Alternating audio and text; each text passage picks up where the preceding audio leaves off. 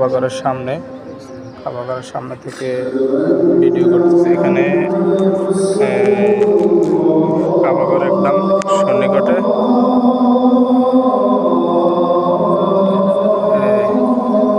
এটা হচ্ছে মাকামে ইব্রাহিম। এখানে ইব্রাহিম নবীর পায়ের চিহ্ন আছে। আর ওটা হচ্ছে কাবাঘরের গিলাফ, কালো গিলাফ।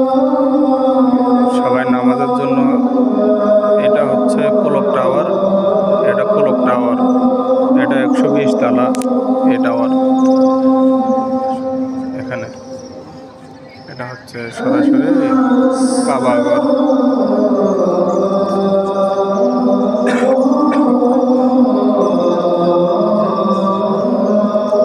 এখন ফজরের আজান হবে, ফজরের আজান দিতেছে, নামাজ হবে।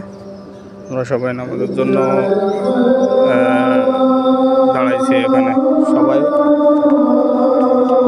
এখন সবাই এখানে নামাজের জন্য সবে দাঁড়াইছি। আমরা নামাজ পড়ব ফজর।